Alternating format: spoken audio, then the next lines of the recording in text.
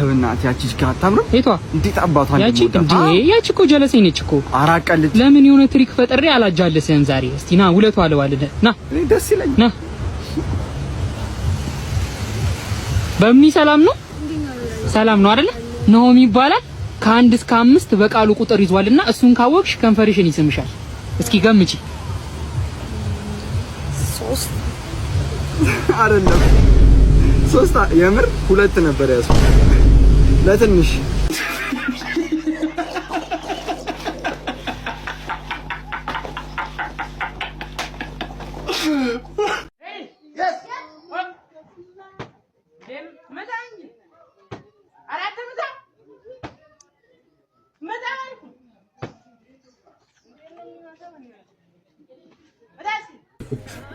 ለዚህ ነው ህይወትን የማላምናት። ለዚህ ነው መኖር የሰው ስም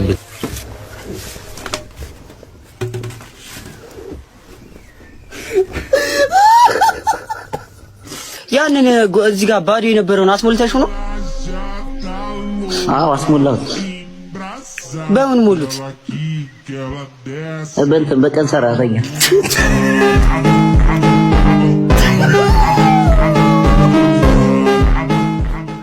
የሀገራችን ተማሪዎች በጣም አርፍደው እየመጡ አስቸገሩ ትምህርት ቤት ማለት። ከዛም በኋላ ልጅ ለስራ አውስትራሊያ ውጭ ሀገር ሄዱልሽና ከዛ ተማሪዎች አርፍደው ሲመጡ ደረቅ ዳቦ በግዴታ ሲበሉ ያያል ማለት እንደ ቅጣት ነው። እዛ በቃ ደረቅ ዳቦ ይበላል። ከዛ አዩና ተገረሙ ምናምንና ይሄን ነገርማ ወደ ሀገራችን ማምጣት አለብን ምናምን አሉና እዛ ህግ ወጣ። ከዚህ በኋላ አርፍዶ የሚመጣ ተማሪ ደረቅ ዳቦ እንዲበላ ይደረጋል ምናምን ተብሎ ከዛም በኋላ አስተማሪዎቹ አርፍዶ መምጣት ጀመሩ።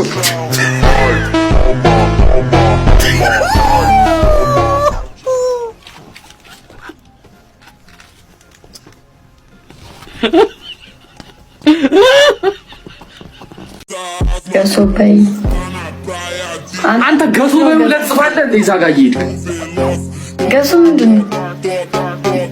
መስታወት ሂጂና ኢ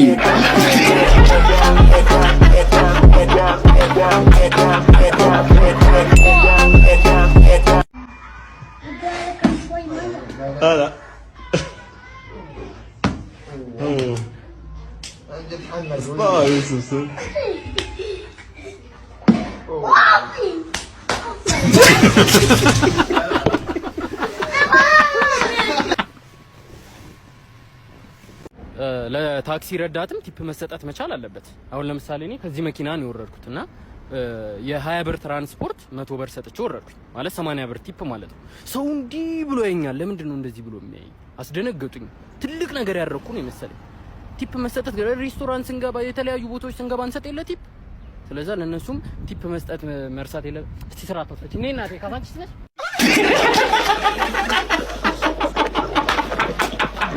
ማማ አፈቅርሻለሁ። ምን አፈቅርሻለሁ? እውነት ናግባኝ። ምንድን ነው ናታገባኛ?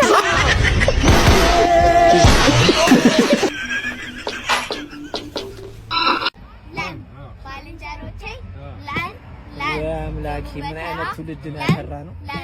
እንጨት ሰብሬ ለም ቤት እስክሰራ ለም እንኳን ቤትና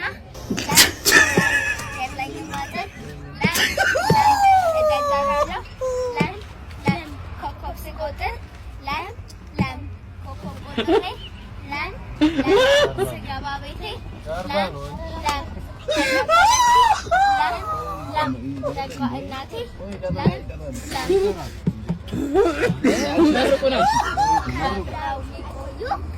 ከብረው ይቆዩ በአመት ሁለቴ ወንድ ሴት ወልደው ከብረው ይቆዩ።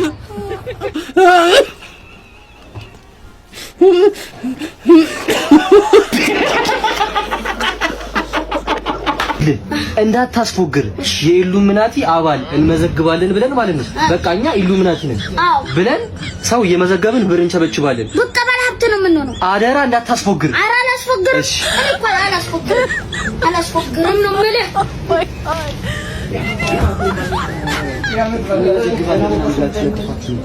የሉና ባል ትመዘገብ ነው ይቻላል። እኛም እንመዘግባለን። ሰላም ሳላችሁ ገባው ሰላም ነው አለ ክብር ይስፋ ለመድኃኒዓለም ምን ይሰማል? ወይኔ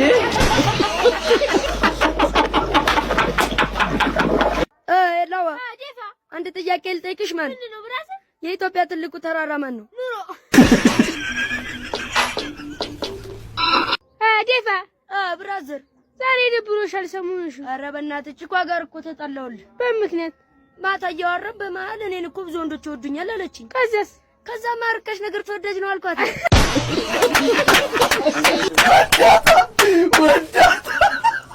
ስማ ወንድሜ አንድ ጥያቄ ልጠይቅ። ከ10ኛ ፎቅ መውደቅና ከአንደኛ ፎቅ መውደቅ ልዩነቱ ምንድን ነው? አይደለም እኔ ልንገርህ። ከ10ኛ ፎቅ ስትወድቅ ብለህ ጡብ ትላለህ። ከአንደኛ ፎቅ ስትወድቅ ደግሞ ጡብ ትልና ትላለህ። ስም ማን ነው የሚባል? አቢ ስም ማን ነው? አዱኛው ማን? አዱኛው። እሺ ስታድግ ምንድን ነው የምትሆን?